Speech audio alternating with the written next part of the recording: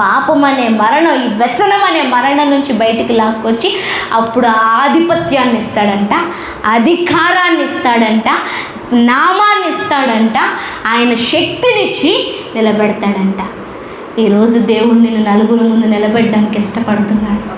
నలుగురు ముందు ప్రార్థించే వ్యక్తిగా నేను చూపించి కాలర్ ఎగరేయాలని ఆశపడుతున్నాడు. మళ్ళీ చెప్తున్నాను, again I repeat to you, నేను చెప్తున్నాను, నలుగురు ముందు దేవుడు నిన్ను నిలబెట్టుకొని నా బిడ్డ, నా కుమారుడు, మంచి సాక్ష్యం కలిగిన వాడు, మంచి విశ్వాసి, పరిశుద్ధుడు, సేవ చేసేవాడు, అన్ని విషయాల్లో బాగున్నాడు అని నలుగురు ముందు సాక్ష్యం చెప్పించటానికి ఇష్టపడుతున్నాడు. దానికోసం దేవుడు ఏదైనా చేయటానికి, అంటే నీ కోసం ఎవరితోటైనా పోట్లాడడానికి దేవుడు ఇష్టపడే దేవుడు. ఇశ్రాయేల్ పక్షాన 2024 సంవత్సరాల నుంచి చూస్తున్నామండి.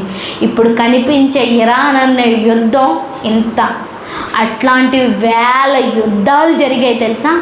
ఆది కాండం నుంచి, అబ్రహాము దగ్గర నుంచి చూసినట్లయితే, యాకోబు దగ్గర నుంచి చూస్తే యుద్ధాలు, పోరాటాలు మొదలవుతాయి. నిర్గమకాండం మొదటి అధ్యాయం నుంచే పెద్ద పెద్ద యుద్ధాలు, ఫరో దగ్గర నుంచే ఎన్నో వేల యుద్ధాల్లో దేవుడు ఎందుకు కాపాడుతున్నాడంటే, నా సొత్తు, నా ప్రజలు